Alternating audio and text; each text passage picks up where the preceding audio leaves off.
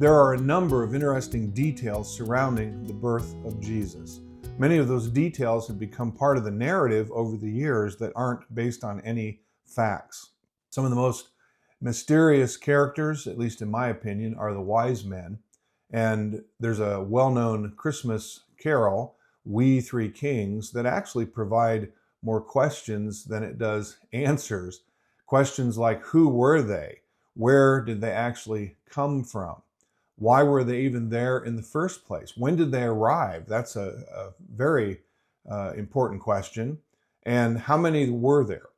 In Matthew chapter 2 and verse 1, it says, Now after Jesus was born in Bethlehem of Judea, in the days of Herod the king, behold, wise men from the east came to Jerusalem. So the phrase, after Jesus was born in Bethlehem, really answers questions regarding the timing. When did they arrive? You always picture the wise men with the nativity scene. Some people really have a major fit when that happens. They weren't at the nativity. They weren't there in Bethlehem when Jesus was born. And this verse clearly says that, after he was born. By the way, it was called Bethlehem of Judea to distinguish it from a town of the same name of Bethlehem that was in Galilee. It was a small town about 6 miles south of Jerusalem. And only Matthew records the visit of the wise men, or the Magi.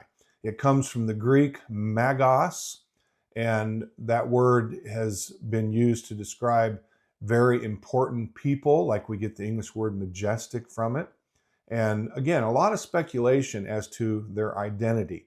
Who actually were they? And as I said at the beginning, there are all kinds of ideas and thoughts and theories, but the truth is that we really know very little about them. When it says that they came from the east, the truth is we aren't really even sure exactly where in the east. It doesn't tell us in the Bible.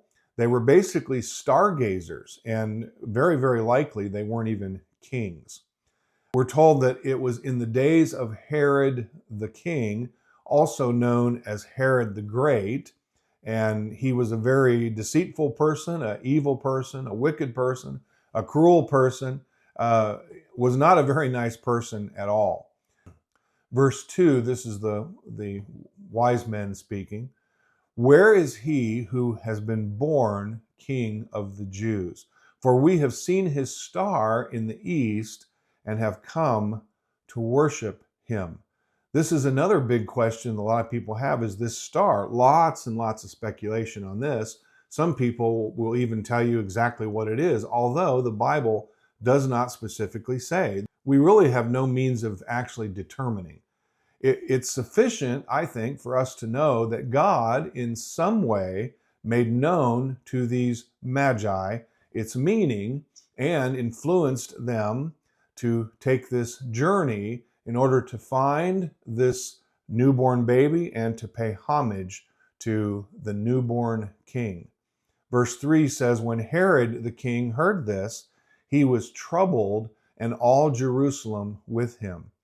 Herod, of course, was troubled because he feared a rival. He was very self-centered, and a lot of royalty throughout history have had this problem. His trouble caused the people to be troubled, because when the king was troubled, everybody was troubled. The king could just make rash decisions, and as you study different kings throughout history, many times they did. If they were upset for some reason, they could just order someone to be killed or pass some frivolous law. And so if the king's troubled, the people were troubled. Verse 4 says, and when he had gathered all the chief priests and scribes of the people together, he inquired of them where the Christ was to be born. It's interesting that even Herod acknowledges that the identity of the baby was the Christ, that is, the Messiah. And all of these priests and scribes that he assembles together were the theologians of the nation. And Herod brings them together because he's looking for the response to a theological question. And so he asks them specifically, where the Christ was to be born. Again, that means the Messiah. Verse 5 says, "So they said to him, In Bethlehem of Judea, for thus it is written by the prophet, But you, Bethlehem, in the land of Judah, are not the least among the rulers of Judah, for out of you shall come a ruler who will shepherd my people Israel." You'll notice there's no hesitation when Herod asks the question in verse 4 where the Christ was to be born. They did not need to go home and study. They knew exactly where the Messiah was to be born, and they knew that because it was prophesied hundreds of years earlier. And the verse that they're quoting here is Micah chapter 5, verse 2. Again, being very, very specific to identify the location where the Messiah would be born.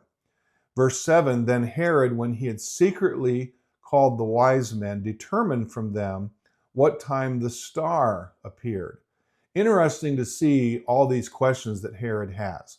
And of course, we know from the narrative, he's not interested for any good reason. He's interested because he wants to eliminate this newborn child because he looks at him as a threat. There's a strong likelihood that this star appears to the wise men only. And I know that's going to cause comments and people are going to, say things, "Oh no, that's silly." I'm just telling you, there is a very strong likelihood that the star only appeared to the wise men. Herod is asking them about the star, trying to determine, well, what time the star appeared. Well, you would think that would be something, if it appeared to more than just them, that he would just know. So there's some real mystery surrounding the star itself. But he's asking them secretly, we're told in verse 7, what time did the star actually appear? And in verse 8 it says, "And he sent them to Bethlehem and said, Go and search carefully for the young child, and when you have found him, bring back word to me that I may come and worship him also." So after they respond to his question, when did the star appear, he's determined a time frame here that could have been up to 2 years. And we know that from later on in the narrative because he orders to have the children from 2 years and under killed. But he wants to know the time of his birth. He wants to know the place or the location.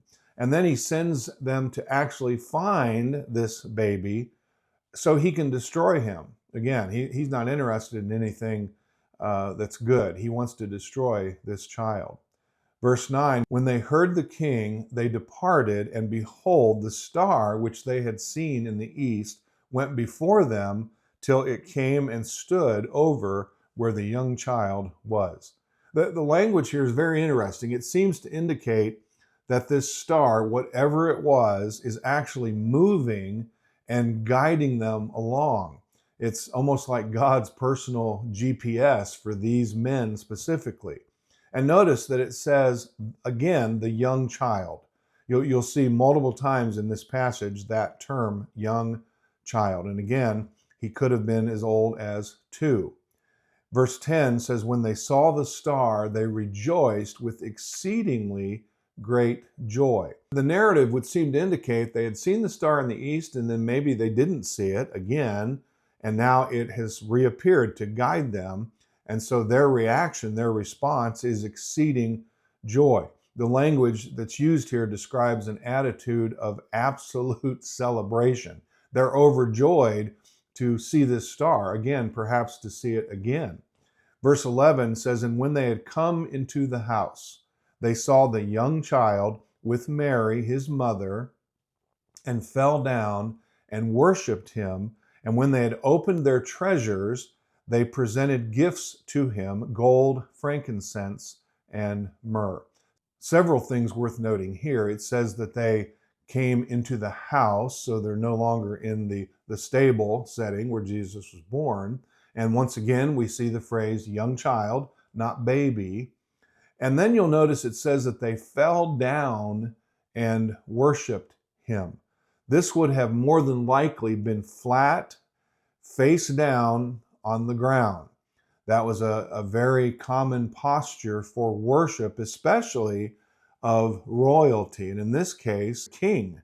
They're acknowledging that. They said that that's who they were looking for, is this newborn king. The three gifts is actually the reason that the number of wise men is pictured as three, and we actually have no idea how many there were. The only thing that we can say from the passage is there was at least two, and the reason that we can conclude that is because the language is plural, but doubtful there was only three. Many Bible scholars believe there could have been as many as 12, and I read one time somebody even suggested as many as 20. Certainly, they would not have traveled in smaller numbers. These large caravans would travel, again, I think probably somewhere around 12 is very, very likely. But there were certainly more than three, and again, we know there were at least two. And most Bible scholars also believe the gifts were symbolic. Gold, for example, was the usual gift that you would give to a king. And it's believed they presented this to the young child because of his kingship. Frankincense, some Bibles have translated it incense. It really should be frankincense because that's the word. And you might think, was there a difference?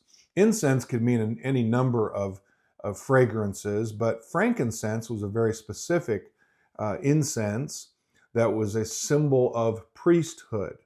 It was a gum, with not chewing gum, but it was a gum when it was burnt that produced a very fragrant smoke. And so again, we have a symbol of his kingship with the gold, a symbol of his priesthood with the frankincense, and myrrh symbolized his coming burial. And that was in God's purpose, if not theirs.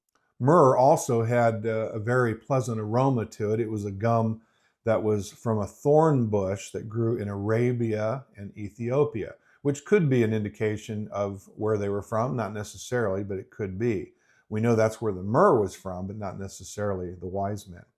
Verse 12 says, "Then, being divinely warned in a dream that they should not return to Herod, they departed for their own country another way." I really love this detail. It's yet another example, as we see multiple examples in the Christmas narrative in the Bible, where people are divinely given warning or news based on a dream.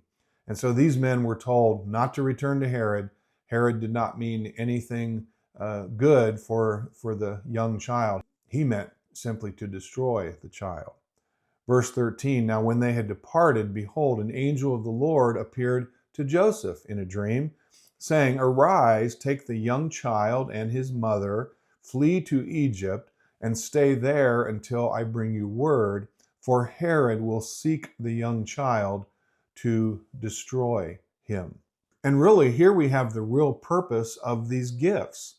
God used them to help Joseph and Mary survive in Egypt. Gold, of course, was valuable anywhere. Frankincense was very valuable because of its fragrance. And myrrh would have been very valuable because of what it was used for, especially in Egypt where they embalmed mummies. And so it would have been very valuable there. God basically, through these gifts, provided for Mary and Joseph for their stay in Egypt. And I just think that's a wonderful detail in the story.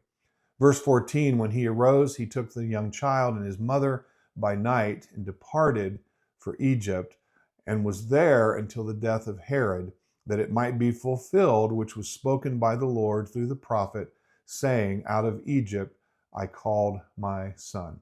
Quoting here from Hosea chapter 11 and verse 1. You know, we don't know how many wise men there were, but we do know how many kings there were. There were two, Herod and Jesus. And those were the two kings in the story. Again, the wise men, we don't know whether they were kings. Likely they weren't. But you know, Herod, interesting historical figure. He was rich in what most people would consider valuable, things of this world, but he was completely bankrupt spiritually. He was addicted to power. He was obsessed with his possessions. Actually, his possessions possessed him instead of the other way around. He was focused on prestige. A lot of people are. And he was filled with paranoia from the descriptions that we have historically about Herod. Very evil family. There was no room in his life for any other king that would in any way, shape, or form steal worship and adoration away from him. Just like so many today, Herod had no room for Christ. Well, thank you for visiting The Essential Truth. Please like this video, give it a thumbs up, share it with someone else that might be encouraged or blessed by it, and subscribe to the channel.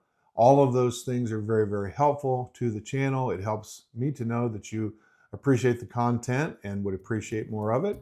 And as this year winds down, I'm posting this video about a week before Christmas of 2024, and I look forward to more videos in the year ahead. And so all those things, as I said, are helpful to the channel. This is Pastor Dave. You have a blessed day and a Merry Christmas.